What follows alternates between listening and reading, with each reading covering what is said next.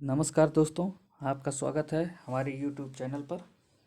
तो आज हम डिस्कशन करने जा रहे हैं हिंदी में करंट अफेयर और स्टैटिक से संबंधित क्वेश्चन को। तो स्टार्ट करते हैं, लेते हैं पहला क्वेश्चन। अमेजन वर्षा वन के बारे में निम्नलिखित कथनों पर विचार कीजिए। अमेजन वर्षा वन द्वारा आच्छादित क्षेत्र का ऑस्ट्रेलिया के क्षेत्रफल की तुलना में अधिक है। एंडीज पर्वत अमेजन वर्षा वन के पूर्व में स्थित है। संपूर्ण अमेजन वर्षा वन क्षेत्र भूमध्य रेखा और मकर रेखा के बीच स्थित है। तो एंडीज पर्वत अमेजन वर्षा वन के पूर्व में स्थित है, ये बात गलत है, क्योंकि एंडीज पर्वत के जो है अमेजन वर्षा वन के पश्चिम में है। संपूर्ण अमेजन वर्षा वन क्षेत्र जो है भूमध्य रेखा और मकर रेखा के बीच में नहीं है, क्योंकि भूमध्य रेखा के उत्तर में भी कुछ अमेजन वर्षा वन क्षेत्र आते हैं। तो इस हिसाब से आंसर जो होगा बी होगा।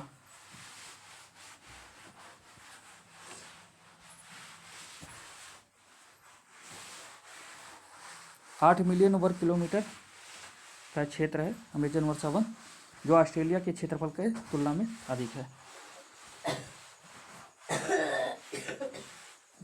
ब्राज़ील के कुल क्षेत्रफल का लगभग 40% हिस्सा है। यह उत्तर में गुयाना उच्च भूमि, पश्चिम में एंडीज पर्वत, दक्षिण में ब्राज़ीलिया के मध्य पठार और पूर्व में अटलांटिक महासागर है, ये वाला क्षेत्र। ठीक है ना।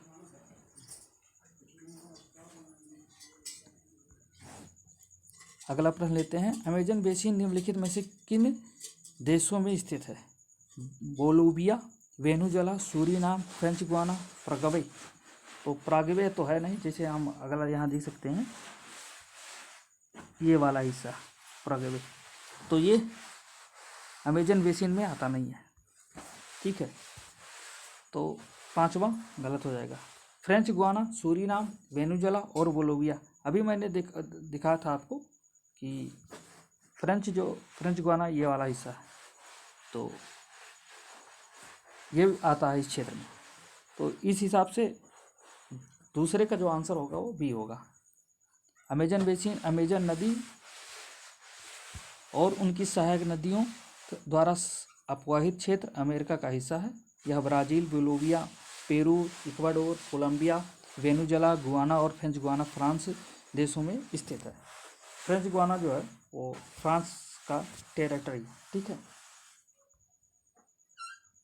वर्षा वन के संबंध में निम्नलिखित कथनों पर विचार कीजिए। वर्षा वन विश्व के आधे से अधिक पौधों और जानवरों की प्रजातियों का प्रवास स्थल है, यह सही है। वर्षा वन प्रत्येक महाद्वीप पर विस्तृत है, यह गलत है, क्योंकि दक्षिण का जो महाद्वीप है वहाँ पे यह नहीं पाया जाता है। पृथ्वी पर स्थित सबसे बड़ा वर्षा वन क्षेत्र अमेजन नदी और कांगो नदी के चतुर्दिक स्थित है, यह सही है तीसरा। तो बी होगा इसका आंसर। सदाबहार वन का एक क्षेत्र है वर्षा वन, यहाँ अत्यधिक वर्षा पाई जाती है। पृथ्वी का केवल 6% ही हिस्सा है, लेकिन पौधों और जानवरों की प्रजातियों का प्रवास स्थल भी आधे से अधिक है। और आर्कटिक का जो क्षेत्र है, जो दक्षिण में पड़ता है, को छोड़कर प्रत्येक महाद्वीप पर वर्षा वन पाया जाता है। पृथ्वी पर स्थित सबसे बड़ा वर्षा वन क्षेत्र अमेजन नदी और कांगो नदी के चतुर्दिक में स्थित है। कुछ हिस्सा जो है वर्षा वन का दक्षिण पूर्वी एशिया के उष्णकटिबंधीय द्वीपों और ऑस्ट्रेलिया के कुछ हिस्से सघन वर्षा वन के प्रवासों का समर्थन करते हैं। अगला प्रश्न लेते हैं। निम्नलिखित कथनों पर विचार कीजिए। 3 कथन दिए गए हैं और ये मिट्टी के किसी खास मिट्टी के विशेष गुण हैं, और इन चारों में से चुनना है कि कौन सा वो है। मृदा निम्न वर्षा वाले क्षेत्र में क्रिस्टलीय आग्नेय चट्टानों पर विकसित होती हैं। इसमें आमतौर पर नाइट्रोजन, फास्फोरस और ह्यूमस की कमी होती है। सूक्ष्म कणों वाले उपजाऊ मृदा होती है और मोटे कणों वाले अनुपजाऊ होते हैं। ये किस मिट्टी के लक्षण हैं? ये लाल और पीली मृदा के हैं, जो कि उड़ीसा और छत्तीसगढ़ और दक्कन का जो पठार उसका दक्षिणी हिस्से में, गंगा बेसिन के दक्षिणी हिस्से में ये मृदा पाई जाती है। और ये लाल और पीली क्यों होती है? लाल इसलिए होती है क्योंकि इसमें लोहे की विद्यमानता होती है, जबकि पीला हाइड्रेटेड रूप में होता है तो इसका रंग पीला हो जाता है। जब ये मिट्टी हाइड्रेटेड रूप में होती है तो इसका रंग पीला हो जाता है। इसमें नाइट्रोजन और फास्फोरस एवं ह्यूमस की कमी होती है। ह्यूमस क्या होता है कि जैसे सड़े गले जो खाद हैं वो खेतों में पड़ते हैं तो उपज अत्यधिक होती है। क्यों? क्योंकि उसमें ह्यूमस की मात्रा अधिक हो जाती है। अगले प्रश्न पर चलते हैं कि कौन सी पद्धतियां हैं कृषि की जो उत्सर्जन को कम कर सकती हैं। जैसे धान के खेतों को वैकल्पिक रूप से आर्द्र और शुष्क रखना, दूध और मांस उत्पादन की उत्पादकता बढ़ाना, जैविक कृषि। तो ये तीनों सही है, क्योंकि धान के खेत को वैकल्पिक रूप में आर्द्र और शुष्क रखना सिंचाई की आवृत्तियों को कम, आवृत्ति मतलब बार बार सिंचाई न करना, आवृत्ति मतलब बार बार करना, तो सिंचाई की आवृत्ति को कम करना यानी बार बार सिंचाई न करना। खेतों को समय समय पर आर्द्र बनाना, जल से पूरित चावल के उत्पादन से मीथेन का उत्सर्जन को आधा करना। चावल के खेत से क्या निकलता है? एक गैस निकलती है जो है मीथेन, जो कि वातावरण के लिए नुकसानदेह है। एक अन्य तरीका है दूध और मांस के उत्पादन की उत्पादकता को बढ़ाना। दूध और मांस की उत्पादकता बढ़ाई जाएगी तो खेती पर दबाव कम पड़ेगा, जिसके कारण से ये हमारा कार्य होता भी रहेगा। जैविक कृषि में उपयोग की जाने वाली कई प्रथाएं जलवायु स्मार्ट होती हैं। जैविक कृषि प्राकृतिक पोषक चक्रण को बढ़ाती है और मृदा में कार्बनिक पदार्थों का निर्माण करती है। जलवायु परिवर्तन के प्रति लचीलापन का समर्थन करती है और मृदा में कार्बन के प्रच्छेदन को बढ़ावा देती है। अब हम चमगादड़ की बात करते हैं। चमगादड़ के 3 विशेषताएं यहाँ पे दी गई हैं। कौन तीनों में से सही है इसके बारे में बताना है। चमगादड़ बीज फैलाव और वनों के पुनरुद्धार में महत्वपूर्ण भूमिका निभाती है, ये सही है। चमगादड़ मैंग्रोव की कई प्रजातियों का प्रमुख परागणक है, ये भी सही है। चमगादड़ कृषि के लिए एक बड़ी समस्या है, ये गलत है। तीसरा गलत है और इस आधार पर बी आंसर हो जा रहा है। ये जो चमगादड़ है बड़े फूलों और परागणों और फसल संरक्षण में महत्वपूर्ण भूमिका निभाते हैं। 29% चमगादड़ भोजन के लिए पौधों पर निर्भर हैं। पारिस्थितिकी और आर्थिक रूप से महत्वपूर्ण पौधों की 528 प्रजातियों के लिए नेक्टर फीडिंग चमगादड़, ये चमगादड़ की एक प्रजाति है। प्रमुख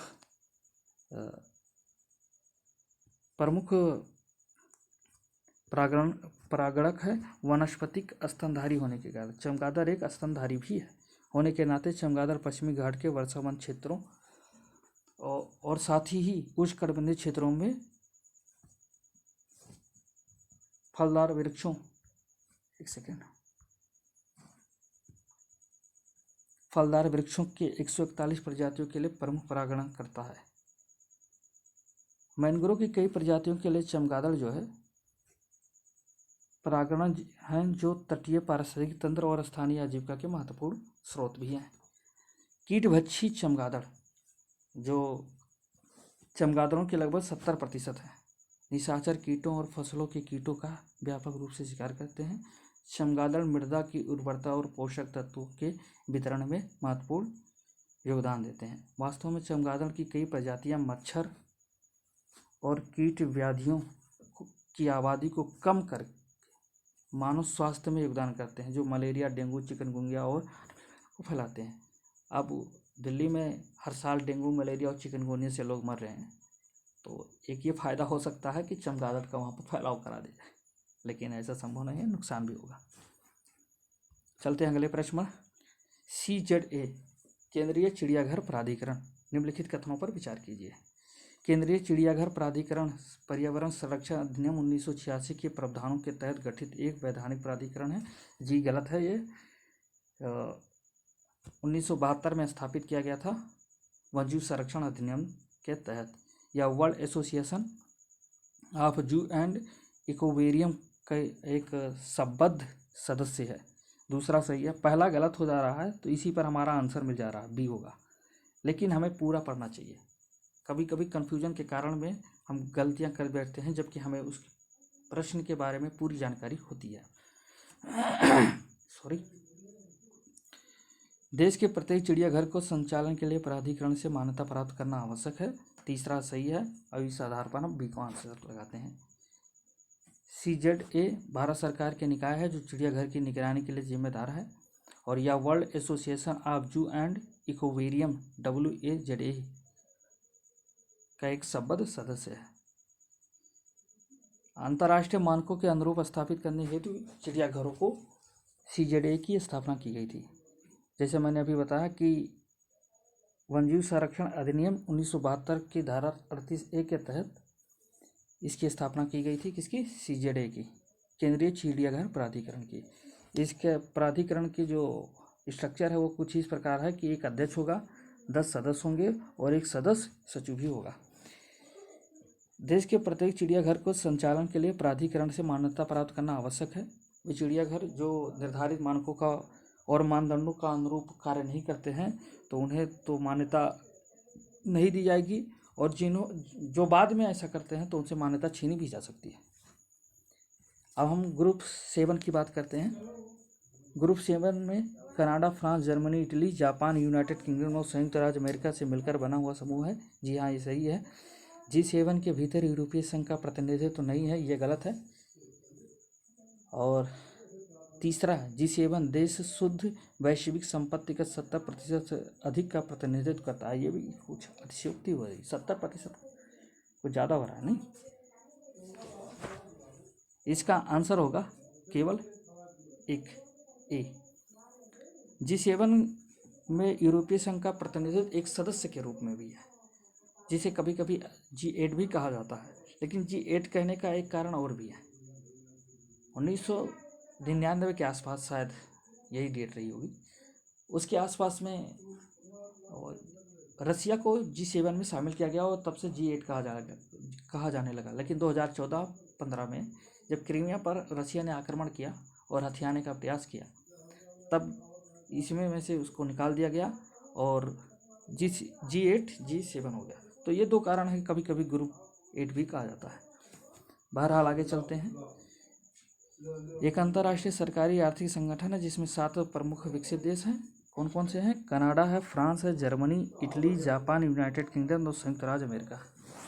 एशिया इतना बड़ा देश है लेकिन G7 में एकमात्र देश जापान है। 2018 तक इन 7 देशों के पास वैश्विक संपत्ति का 58% है। यूरोपीय संघ को कभी कभी G7 के 8 सदस्यों के रूप में माना जाता है क्योंकि इसके पास बैठक की अध्यक्षता या मेजबानी करने के अलावा पूर्ण सदस्य के समान सभी अधिकार और जिम्मेदारियां हैं। अगला प्रश्न हल करते हैं। संयुक्त राष्ट्र peace keeping UN peace keeping के बारे में निम्नलिखित कथनों पर विचार कीजिए।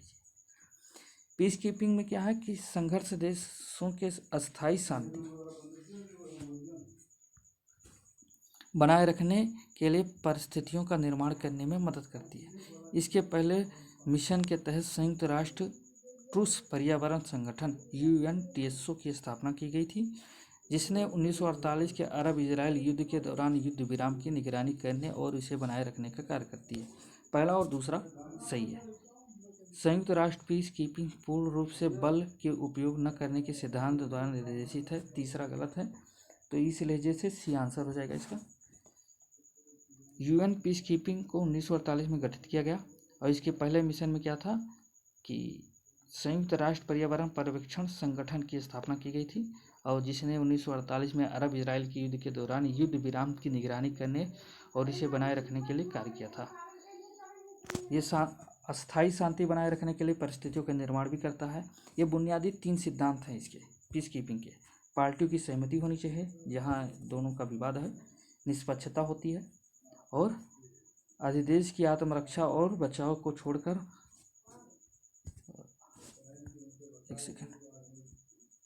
उपयोग न करना।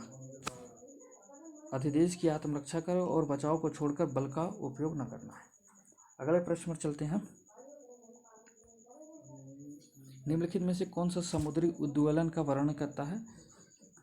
तो इसका आंसर हो जाएगा सी, क्योंकि समुद्र गहराई से समुद्र की सतह की ओर ठंडे जल का उत्थान होता है। इसमें दरअसल होता यह है कि जब सूर्य की किरणें समुद्र पर पड़ती हैं तो ऊपरी सतह जो है गर्म हो जाता है और एक निश्चित सीमा के बाद में और जब नीचे समुद्र के नीचे हम जाते हैं रहते हैं तो वो तापमान और तेज़ी से गिरता जाता है, लेकिन एक निर्धारित सीमा के बाद में फिर वो जो गिरावट दर है तापमान की वो और कम होती चली जाती है। इसमें क्या होता है, लेकिन जो समुद्री उद्दोलन है उसमें होता है कि ऊपरी जो गर्म सतह है वहाँ पे हवाएं चलती हैं, वायु राशियाँ चलती हैं, और वो क्या करती हैं कि ऊपरी सतह को एक तट से दूसरे तट तक पहुँचाती हैं, और जो रिक्त स्थान होता है वहाँ नीचे से ठंडा पानी ऊपर आ जाता है, और इसमें क्या होता है कि तापमान शुरुआत में ही गिर जाता है, कम हो रहता है। इसी की क्रिया को ही समुद्री उद्दोलन कहते हैं। और हवा समुद्र की सतह पर प्रवाहित होने वाली हवाएं जल को दूर प्रवाहित करती हैं। इस जल की प्रतिपूर्ति हेतु गहराई से सतह की ओर जल का संचरण होता है। इस प्रक्रिया को उद्दोलन के रूप में जाना जाता है। खुले समुद्र में और समुद्र तट पर उद्दोलन घटित होता है। सतह की ओर प्रवाहित होने वाला जल आमतौर पर ठंडा और पोषक तत्वों से भरपूर होता है, इसीलिए उद्दोलन वाले क्षेत्र में बेहतर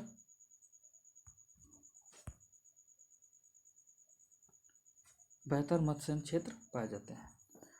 तो आज के डिस्कशन के लिए बस इतना ही। धन्यवाद।